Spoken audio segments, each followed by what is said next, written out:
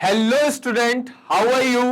आशा करता हूं आप सभी स्वस्थ होंगे और पढ़ाई अपनी मन लगा के कर रहे होंगे। आज का जो क्लास का टॉपिक होने वाला है that is a life process, जो कि हम लोगों ने प्रीवियस क्लास में पढ़ा था। इसका नाम क्या है, इसके नाम का मतलब क्या है, हम लोग ऑलरेडी प्रीवियस क्लास में पढ़ चुके हैं। आज की क्लास में जो पढ़ने वाला टॉपिक है that is stomata, significance of photosynthesis and heterotrophic nutrition. Sir मेरे को जरा एक बार फिर से बता दो लाइफ प्रोसेस क्या होता है। तो ये डायग्राम है। लाइफ प्रोसेस का मतलब है कि ये जो बेसिक एक्टिविटीज है like transportation, respiration, excretion, reproduction, metabolism means आप इसको एक तरीके से डाइजेशन के तौर पे समझो, ठीक है। अभी बताऊंगा मेटाबॉलिज्म का मतलब क्या होता है, जो हम लोग डाइजेशन इन ह्यूमन बीइंग में पढ़ेंगे। अगर ये सारे के सारे प्रोसेस किसी एक जीव में हो रहे हैं और उसकी ग्रोथ देखने को मिल रही है तो हम कहते हैं कि हां वो जीवित अवस्था में है, वो हमारा लाइफ में प्रेजेंस है, मतलब हमारे एनवायरमेंट में वो उसके में लाइफ है। That is the meaning of life process. आज की क्लास में जो पढ़ने वाला टॉपिक है दैट इज स्टोमेटा। जल्दी से समअप कर लें कि कल वाली क्लास में हम लोगों ने क्या क्या पढ़ा था। पहला लाइफ प्रोसेस का मतलब, दूसरा न्यूट्रिशन, तीसरा टाइप ऑफ न्यूट्रिशन, चौथा न्यूट्रिएंट्स, पांचवा टाइप ऑफ न्यूट्रिएंट, उसके बाद फोटोसिंथेसिस, उसके बाद सिग्निफिकेंस ऑफ फोटोसिंथेसिस कल भी बताई थी, आज फिर बताऊंगा। सातवां आठवां मैंने आपको क्या बताया था, लीफ का cross section, type of leaf. उसके बाद मैंने लीफ का डायग्राम बताया था, याद करो, बीच की डंडी, मिड रिब, किनारे किनारे वेन, हरा वाला पार्ट लैमिना और लीफ ब्लेड, ऊपर वाली डंडी वैक्स क्यूटिकल, नीचे अपर एपिडर्मिस, उसके नीचे palisade mesophyll, that is not in your syllabus. What is not in your syllabus? Naming is not in your syllabus. उसके नीचे spongy mesophyll is naming is not in your syllabus. Then lower epidermis, और lower epidermis में आपका क्या present होता है? Stomata. उसके नीचे क्या आता है? वैक्स क्यूटिकल या फिर वैक्स क्यूटिकल। इतनी बात समझ में आई बेटे? यहां तक आशा कर रहा हूं आपको क्लियर होगी। अगर नहीं क्लियर है, देखो मेरा नाम अर्जुन है, ठीक है। तो अर्जुन जो भगवान जी थे, तो उनमें एक शक्ति थी कि वो बाण बहुत अच्छा चलाते थे, मतलब धनुषधारी थे, उनमें जो धनुर्विद्या थी वो गजब की थी। वैसे ही आप में भी एक विद्या है, वो भी गजब की है। और वो विद्या कौन सी है? कमेंट बॉक्स में कमेंट लिखने की। तो याद रखें कि जो भी क्लास लेने के बाद अगर आपको किसी भी प्रकार का कोई भी डाउट आता है, कमेंट बॉक्स इज योर। आतंक मचा दो, तबाही मचा दो कमेंट बॉक्स में, और आई विल मेक श्योर कि ज्यादा से ज्यादा कमेंट मैं देखूं और मेरी टीम भी देखे, जिससे आपको आपका जवाब जल्द से जल्द मिले।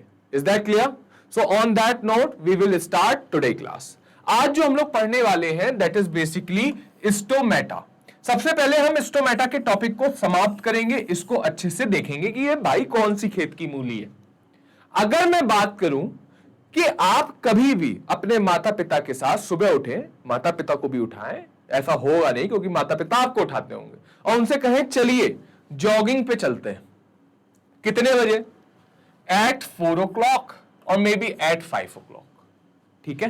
और आप ये कोशिश करो कि एक विशालकाय पेड़ आपको दिखाई दे और उस विशालकाय पेड़ के नीचे से आप क्या करो? जॉगिंग करो। जब आप ऐसा करोगे तो आपको देखने को यह मिलेगा कि ऊपर से हल्की हल्की सी बौछार हो रही है।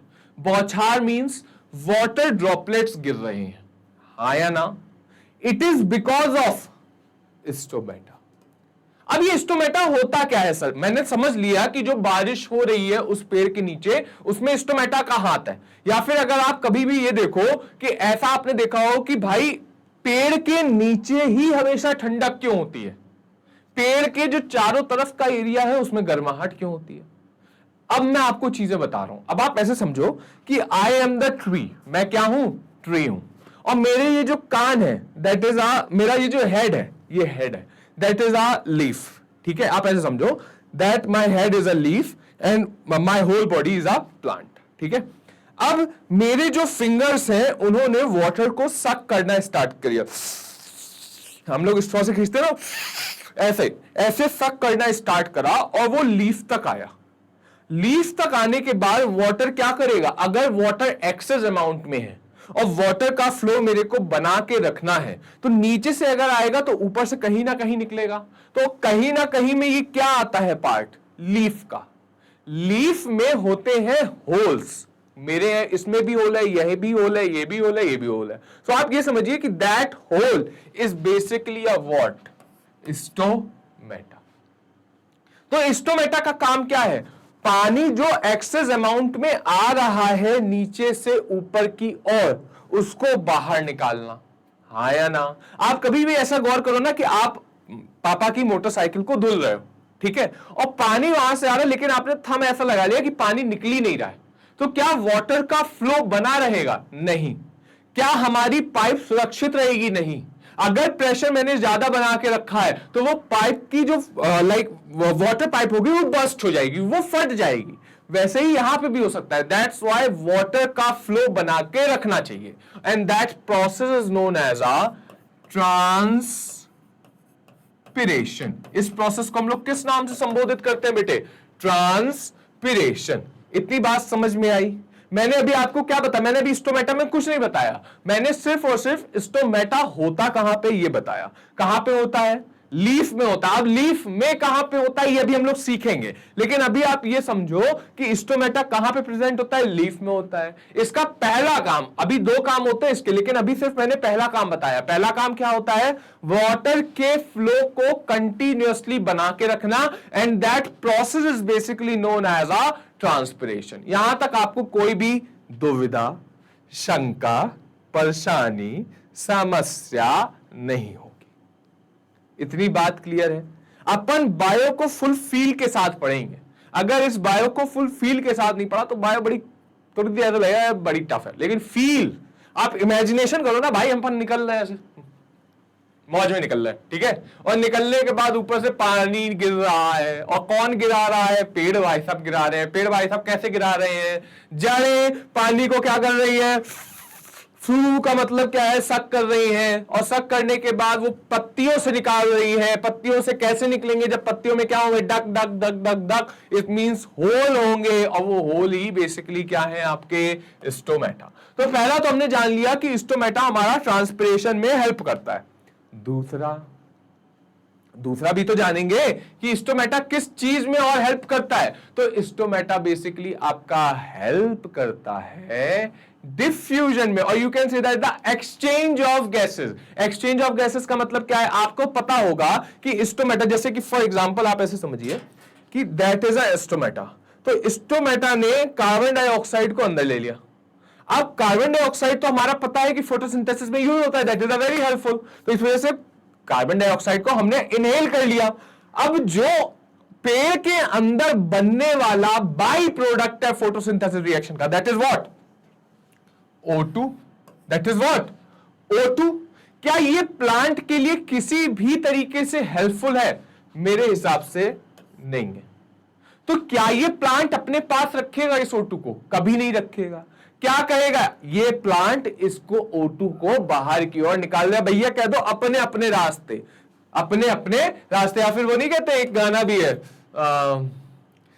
अरे मैं भूल गया वो गाना, ससुराल चली, ऐसे कुछ है। तो ये भी ससुराल गई, ठीक है, मतलब ये भी अब अपने घर पे नहीं रुकेगी, ये भी कहेगी भैया निकलो, पहली फुर्सत में निकलो, ठीक है। वो गाना भी देखते होंगे, गाड़ी वाला आया घर से कचरा निकाल। तो ये कचरा ही है प्लांट के लिए, इसलिए प्लांट कहेगा निकल, हट जा हट जा हट जा हट जा। अब ये हट कौन रहा है? हटा कौन रहा है? That is stomata.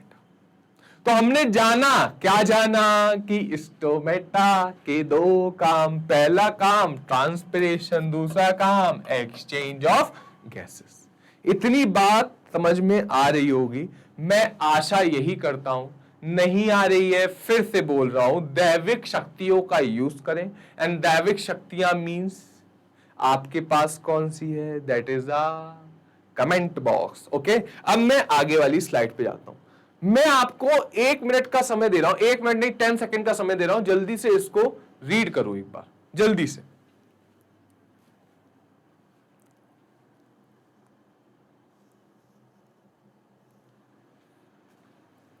हो गया रीड? ओके, अब हम लोग समझते हैं।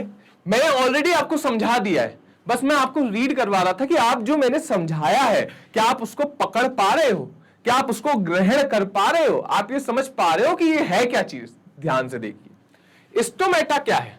These are tiny pores, these are tiny pores. Tiny pores का मतलब बहुत छोटे छोटे से छिद्र होते हैं, ठीक है। अभी मैं डायग्राम दिखाऊंगा तो आपको लगेगा भैया डायग्राम तो बहुत बड़ा है। नहीं भाई साहब, डायग्राम बस मैंने जूम कर दिया है 100x पे, लेकिन इसका अगर देखा जाए रियली में साइज कितना होता है तो बहुत छोटा होता है। Next, present in the epidermis of the leaf. यहां पे अगर आपको याद हो तो मैंने सिर्फ लीफ का संबोधन करा था कि ये सिर्फ और सिर्फ लीफ पे प्रेजेंट होती है, लेकिन लीफ के कौन से भाग में होती है? सो दैट इज एपिडर्मिस। एपिडर्मिस का मतलब क्या? ये लोअर एपिडर्मिस और अपर एपिडर्मिस में दोनों जगह इक्वल अमाउंट में होती है? नहीं, ये लोअर एपिडर्मिस में ज्यादा पाई जाती है as comparison to upper epidermis. इस चीज को याद रखिएगा। पहला मैंने क्या बताया था कि स्टोमेटा बहुत छोटे होते हैं। कहां प्रेजेंट होते हैं? लीफ पे प्रेजेंट होते हैं। लीफ पे कौन से भाग में प्रेजेंट होते हैं? अपर एपिडर्मिस की lower epidermis? That will be present on the lower epidermis. क्या अपर एपिडर्मिस में नहीं होते हैं? होते हैं, लेकिन कम अमाउंट में होते हैं as comparison to lower epidermis. इतनी बात समझ में आई? और स्टेम, अब स्टेम का मतलब ग्रीन स्टेम पे। अब ऐसा मत समझिए हर एक स्टेम पे आपका हो गया, ठीक है। Through which gaseous exchange and transpiration occur. मैंने बताया था ना ट्रांसपिरेशन क्या होता है?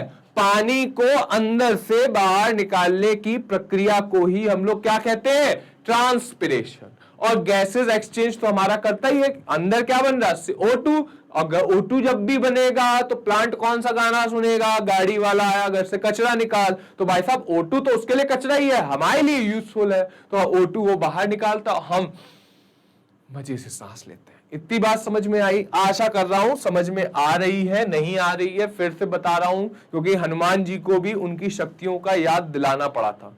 तो आप लोग भी बेटे हनुमान जी तो नहीं हो, लेकिन मैं समझ रहा हूं कि पढ़ने में हनुमान जैसी आप एकाग्रता लाओगे, उनके जैसी पावर लाओगे। तो आपको भी आपकी दैविक शक्तियों का याद दिला रहा हूं। कमेंट बॉक्स आपका है, दिन आके से लगाओ, ठीक है। मेरे को भी तो पता चले कितने आप लोग पावरफुल हो। अब हम लोग बात करते हैं आगे। That is basically function of stomata. Stomata का क्या फंक्शन है? स्टोमेटा क्या करता है? तो पहला तो हमने समझ लिया, stomata exchange of O2 and CO2। Stomata का क्या काम होता है? O2 और CO2 का एक्सचेंजमेंट, इट मींस गैसेस का एक्सचेंज करना। Next, losses of a large amount of water into water vapor during transpiration। अब आपको एक बात दिमाग पे खटकनी चाहिए। वो दिमाग में क्या है कि भैया जब ये वाटर वेपर के रूप में निकल रहा है तो हमको सुबह ड्रिजलिंग ऑफ वाटर क्यों देखने को मिलता है? कि ऐसा लगता है बौछार हो रही है, हल्की हल्की सी पानी की बूंदें निकल रही है जब हम पेड़ के नीचे से निकलते हैं। तो आप ये समझिए कि जब water vapour at the morning, at the early morning निकल रहा है, क्या उस समय टेम्परेचर इतना ज्यादा होता है? नहीं। तो निकलता तो वाटर वेपर के ही फॉर्म में, लेकिन वो कंडेंस हो जाता है और आपको नीचे वाटर ड्रॉपलेट्स के फॉर्म में देखने को मिलता है। यहां पे भी समस्या नहीं होनी चाहिए। इतनी बात क्लियर है? देख लो, समझ लो, एक बार फिर से रीड कर लो। मैं हट जाता हूं यहां से, 10 तक गिनती गिन रहा हूं। 1 2 3 4 5 6 7 10। चलो आगे बढ़ते हैं। अब हम लोग बात करते हैं स्टोमेटा में जो चीज होती है वो दो तरीके की होती है। एक होता है ओपनिंग स्टोमेटा और एक होता है क्लोजिंग स्टोमेटा। ये बहुत सारी चीजें बता दी, इतना तो हम पढ़ेंगे भी नहीं, इतना कैसे हो जाएगा? अरे होगा भाई साहब, देखते रहो। ओहो ना भाई, हम नहीं पढ़ता है। तुम पढ़ोगे, तुम पढ़ोगे, पढ़ोगे कैसे नहीं? चलो देखते हैं। अब मैं आपको स्टोमेटा में क्या क्या चीजें हैं वो एक बार बता दूं। स्टोमेटा में जो चीजें और होनी चाहिए लेकिन आपके एनसीईआरटी में नहीं है, बेसिकली आपके सिलेबस में भी नहीं है, वो बताऊंगा, लिखूंगा भी नहीं, ठीक है, क्योंकि आपको बस कंफ्यूजन ना हो। अब हम लोग बात करते हैं स्टोमेटा के diagram. Stomata is basically, stomata हम एक कहानी बताते हैं आपको। स्टोमेटा को क्या पसंद है? राजमा। क्या पसंद है? राजमा। तो स्टोमेटा राजमा खा खा के किसकी तरह बन गया? राजमा की तरह। किसकी तरह बन गया?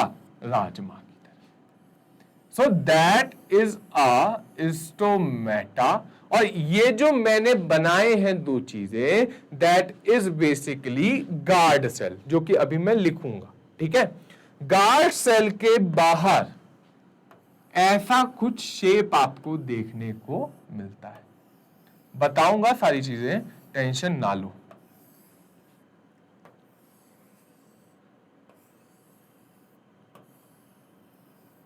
ठीक है, इतनी बात क्लियर हुई। इस गार्ड सेल के अंदर और एक चीज देखने को मिलती है।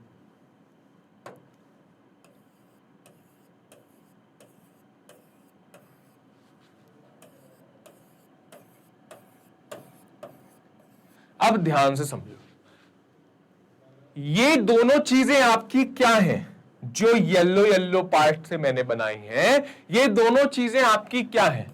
इनको हम लोग कहते हैं गार्ड सेल। क्या कहते हैं? Guard cell. Guard cell. इतनी बात समझ में आई? गार्ड सेल के अंदर ये जो चीजें प्रेजेंट है, इसको हम लोग कहते हैं क्लोरोप्लास्ट। क्या कहते हैं?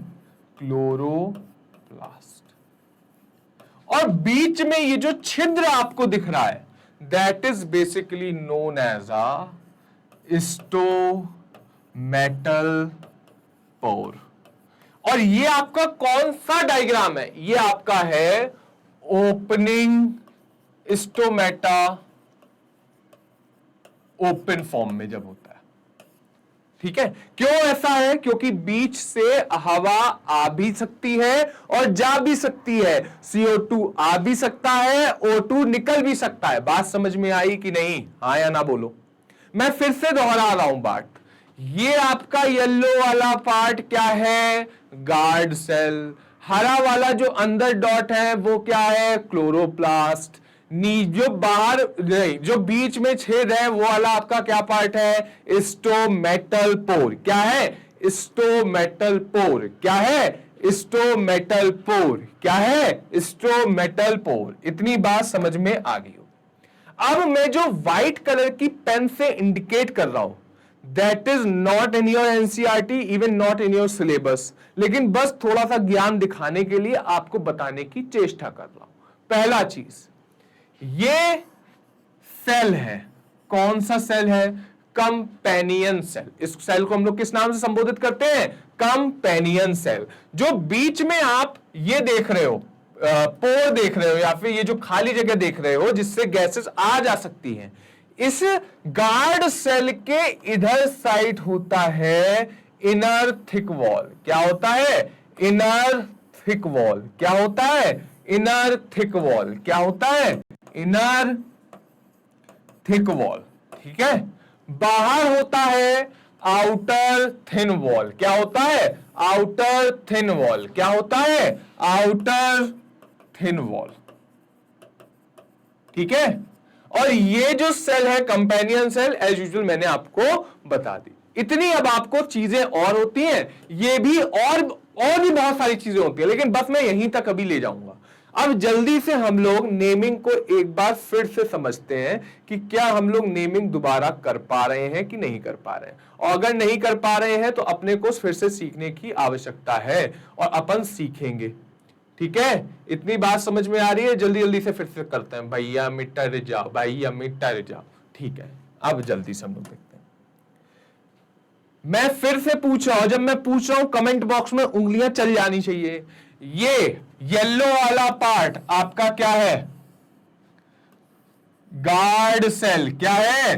Guard cell. बताना है बेटे आप लोगों को। ये जो हरे वाले डॉट हैं, ये क्या है? क्लोरोप्लास्ट। बीच में जो ओपनिंग है उसको हम लोग क्या कहते हैं?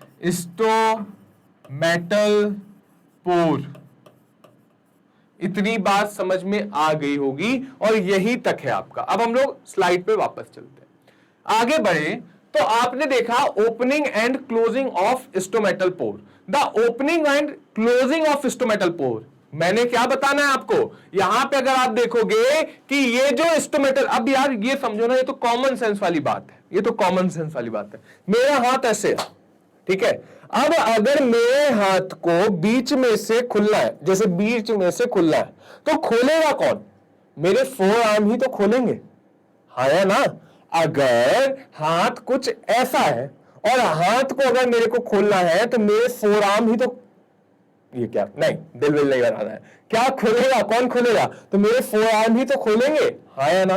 तो वैसे ही यहां पे है, गार्ड सेल में, स्टोमेटा में अगर ओपनिंग और क्लोजिंग किसी के रेगुलेट में होगी या फिर कोई उसको कंट्रोल करेगा, तो वो भाई साहब कौन होगा, वो तो गार्ड सेल ही होगा, हाँ या ना।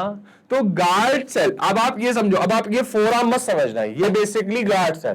तो गार्ड सेल जब चाह रहा तब खोल रहा, गार्ड सेल जब चाह रहा तब बंद कर रहा, और गार्ड सेल जब चाह रहा तब दिल भी बना रहा। इतनी बात क्लियर है, हाँ या ना, ठीक है बेटे। चलो आगे की ओर बढ़ते हैं।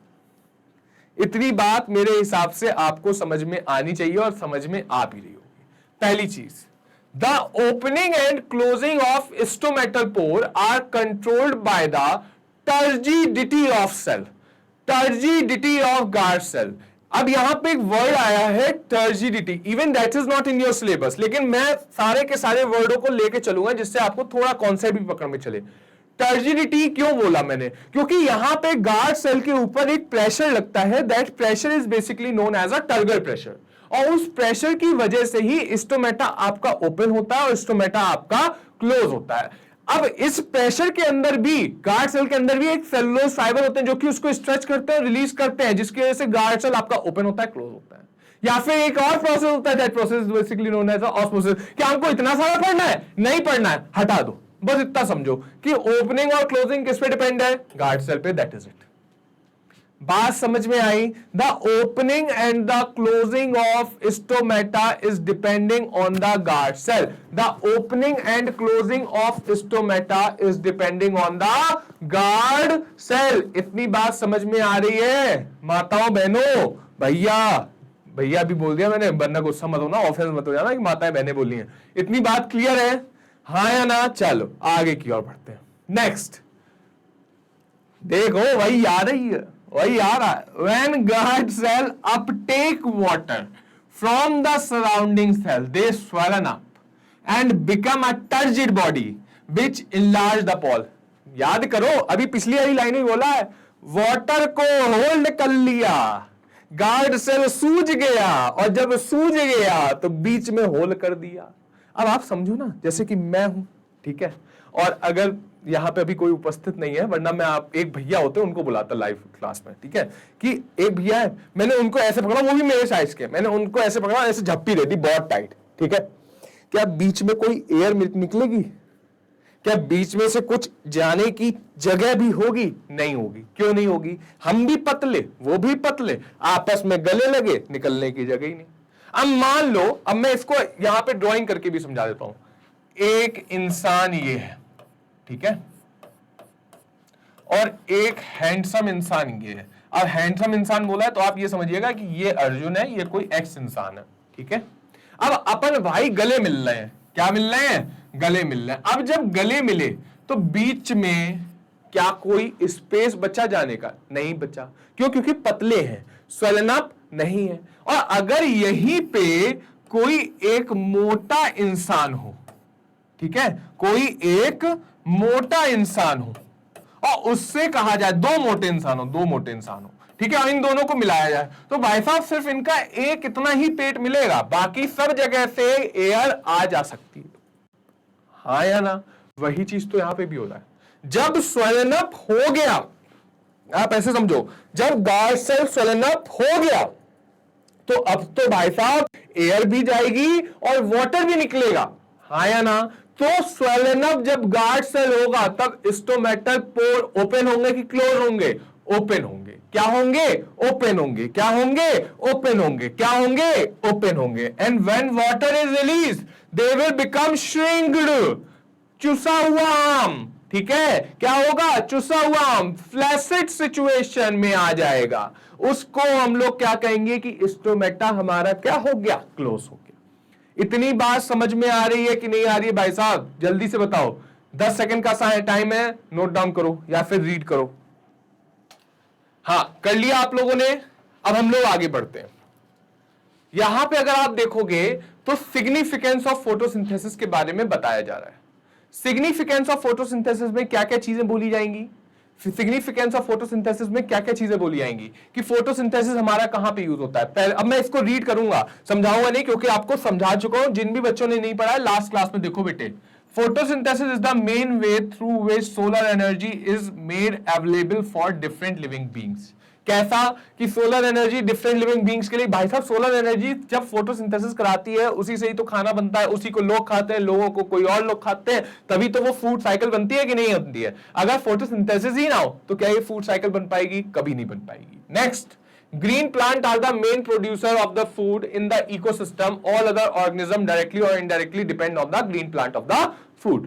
The process of photosynthesis also help in the maintaining of the balance of carbon dioxide and oxygen in the air. अगर प्लांट ही ना हो तो क्या हमारा कार्बन डाइऑक्साइड और ऑक्सीजन जो एयर में प्रेजेंट है वो बैलेंस फॉर्म में हो पाएगा? कभी नहीं। अब बात करते हैं हेटेरोट्रॉफिक न्यूट्रिशन की। हेटेरोट्रॉफिक न्यूट्रिशन असल में है क्या? हेट्रो का मतलब होता है दूसरों पे डिपेंडेंसी, और ट्रॉफिक का मतलब है न्यूट्रिशन या फिर खाना। अगर हम अपना खाना दूसरों पे डिपेंड होके खा रहे हैं तो वो कौन से टाइप का न्यूट्रिशन होता है? Heterotrophic nutrition. कौन से टाइप का न्यूट्रिशन होता है? Heterotrophic nutrition. कैसे? जरा सर थोड़ा समझा दो, मजा आ जाए हमको भी। समझ लो बेटा, मजा भी ले लो। ठीक है, कैसे मजा लोगे? थोड़ा सा मजा ले लो। कैसे? मैं बताता हूं, क्या बोल जाता हूं। ठीक है, सुनो। हेटेरोट्रॉफिक न्यूट्रिशन में मजा आएगा।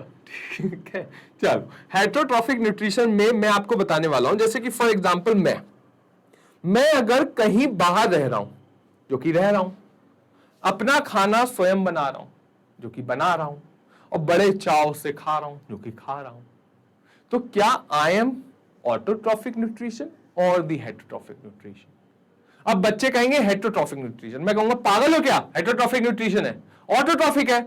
खाना तो मैं अपने आप से बना रहा हूं, किसी पे डिपेंड हूं कि नहीं हूं। फिर तुम लोग कहोगे सर क्या हो गया आपको, खाना नहीं मिल रहा क्या?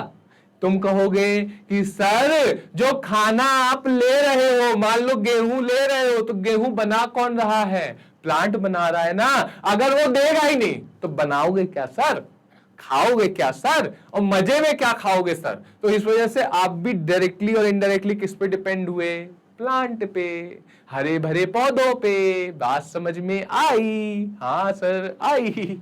अब हम लोग आगे पढ़ते हैं। The mode of nutrition, pen का कलर चेंज करते हैं, white and black, black and white हो रहा है। The mode of nutrition in which an organism take food from another organism is called heterotrophic nutrition. Heterotrophic nutrition क्या होता है? Heterotrophic nutrition वो होते हैं जो कि दूसरों से अपना खाना लेते हैं, स्वयं अपना खाना नहीं बना पाते हैं। उन टाइप के ऑर्गेनिज्म को हम लोग किस नाम से संबोधित करते हैं? हेटेरोट्रॉफिक न्यूट्रिशन या फिर हेटेरोट्रॉफिक ऑर्गेनिज्म। बात समझ में आई बेटे? हाँ या ना? हाँ या ना? मैं फिर से आपको आपकी ताकत याद दिलाता हूं। कमेंट बॉक्स लग जाओ, प्राण निकाल लो कमेंट बॉक्स में। हैंग हो जाए कमेंट बॉक्स बेटे, ताबड़तोड़। ठीक है, लिखना चालू करो। अब हम लोग बात करते हैं आगे। हेटेरोट्रॉफिक न्यूट्रिशन जो है वो आपके 3 भागों में डिवाइड होते हैं। इन 3 भागों को हम बड़ा अच्छी तरीके से समझाने की कोशिश करते हैं आपको। सपोज करिए मैं रास्ते से जा रहा था, भेलपूरी खा रहा था। ठीक है, आगे कुछ नहीं कर रहा था, मैं रास्ते से जा रहा था, भेलपूरी खा रहा था, मेरा एक्सीडेंट हो गया, क्योंकि मैं भेलपूरी तक ही सीमित हूं। अब जब मेरा एक्सीडेंट हो गया तो मैं टपक गया, मैं लुढ़क गया, मैं निकल लिया। अब जब मैं निकल लिया तो मेरी बॉडी मान लो ऐसे पड़ी हुई है, हाँ या ना? अब बॉडी अपने आप जब डिकम्पोज होना स्टार्ट करे, क्या होना स्टार्ट करे, अपने आप डिकम्पोज स्टार्ट होना स्टार्ट करे, उसमें कीड़े पड़ने लगे और वो कीड़े बॉडी को बाहर सड़ा के अंदर ले रहे हैं, अंदर उसको एब्जॉर्ब कर रहे हैं, that kind of a nutrition is known as a what, saprophytic nutrition. उस टाइप के न्यूट्रिशन को हम लोग किस नाम से संबोधित करते हैं बेटे, सैप्रोफाइटिक न्यूट्रिशन के नाम से। इतनी बात समझ में आई, हाँ या ना, हाँ या ना।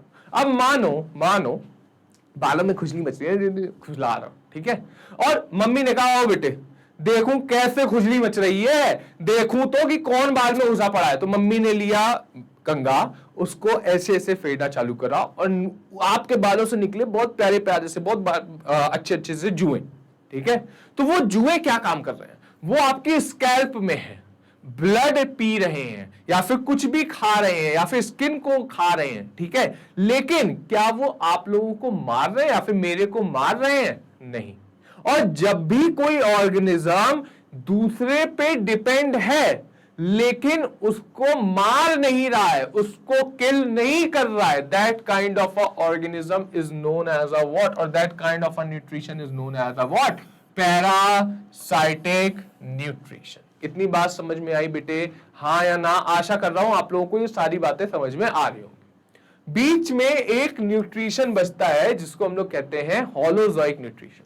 होलोजोइक न्यूट्रिशन का मतलब है, मैं बैठा हूं, रोटी तोड़ी, एक ओपनिंग ऐसी है जिससे फूड अंदर की ओर जाता है और एक्सक्रीशन भी एक ओपनिंग से हो जाता है, that kind of a nutrition is known as a what, holozoic nutrition. इतनी बात बच्चों समझ में आ रही है कि नहीं? अगर अभी भी कोई दिक्कत हो तो बताओ। मैंने अभी क्या पढ़ाया आपको, हेटेरोट्रॉफिक न्यूट्रिशन क्या होता है और हेटेरोट्रॉफिक न्यूट्रिशन के टाइप कितने होते हैं। हम लोगों ने क्या क्या पढ़ा, हेटेरोट्रॉफिक न्यूट्रिशन क्या होता है और हेटेरोट्रॉफिक न्यूट्रिशन के टाइप कितने होते हैं। तो बेसिकली हेटेरोट्रॉफिक न्यूट्रिशन के कितने टाइप होते हैं, 3, पैरासाइटिक, सेप्रोफाइटिक, होलोजोइक। कितने? Parasitic, saprophytic, holozoic. कितने? Parasitic, saprophytic, holozoic. कितने? Parasitic, saprophytic, holozoic. कितने? Parasitic, saprophytic, holozoic. पैरासाइटिक का मतलब दूसरों पे डिपेंड लेकिन मारेंगे नहीं। सेप्रोफाइटिक का मतलब मार डालेंगे, कूट डालेंगे, बाहर पचा डालेंगे और अंदर ले लेंगे, ठीक है, दैट इज बेसिकली सेप्रोफाइटिक। और होलोजोइक का मतलब एक, होलोजोइक बड़ा प्यारा इंसान, एक ओपनिंग है खाना खा लो, एक ओपनिंग है खाना निकालो, that is basically known as a what, holozoic nutrition. जल्दी से एक बार देखिए और फिर मेरे को बताइए जल्दी से।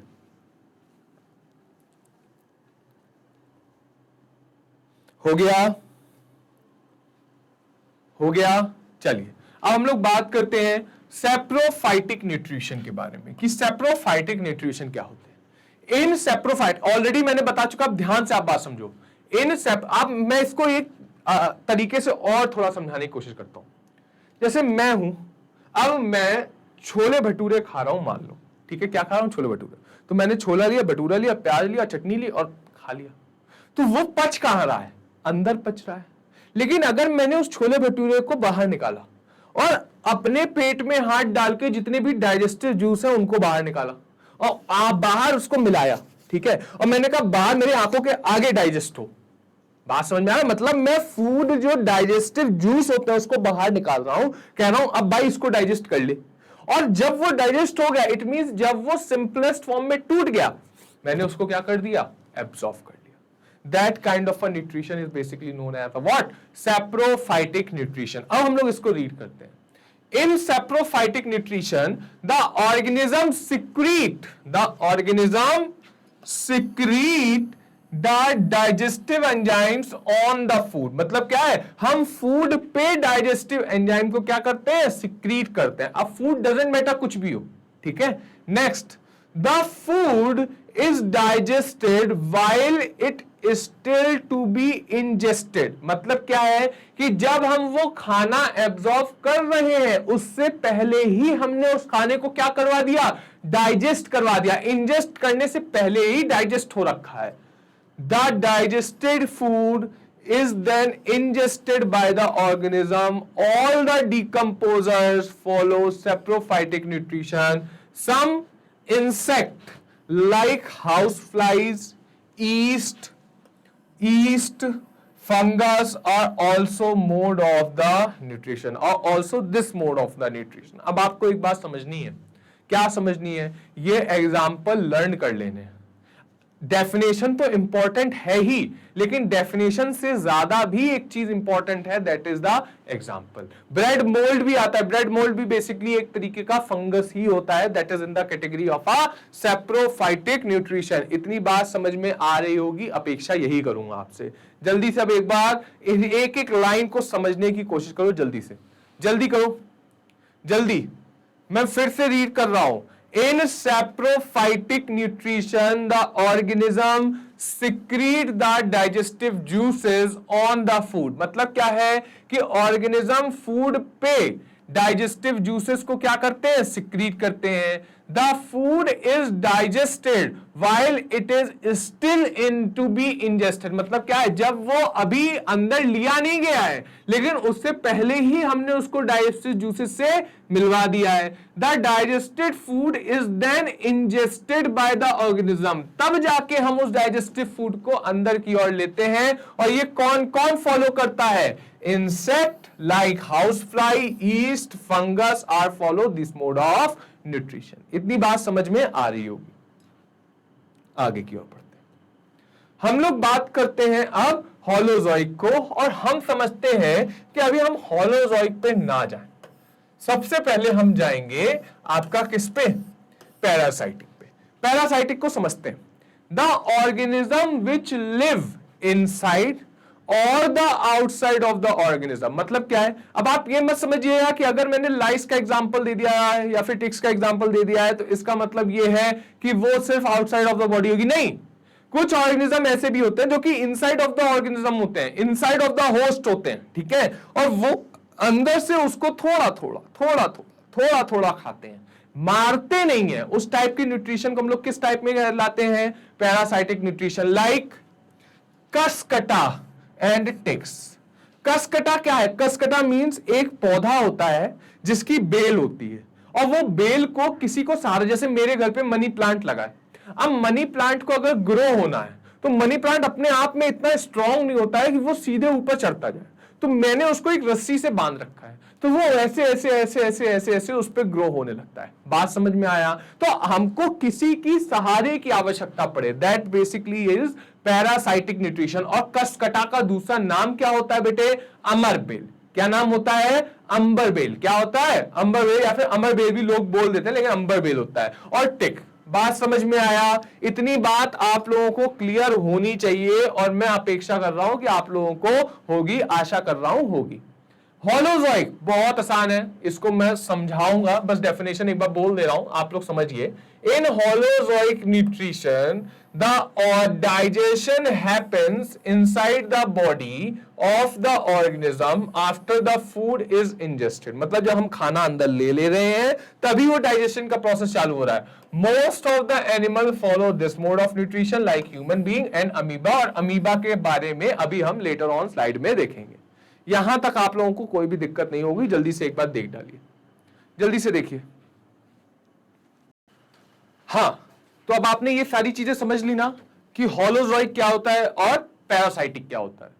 आज की क्लास हम लोग यहीं पे समाप्त करेंगे। क्यों? क्योंकि आज हमने सारी चीजों को देखा है, न्यूट्रिशन देखा, न्यूट्रिएंट्स देखा, टाइप्स ऑफ न्यूट्रिशन देखा, ऑटोट्रॉफिक के भी हम लोगों ने टाइप क्लियर करे, हेटरोट्रॉफिक के भी हम लोगों ने टाइप क्लियर कर लिए।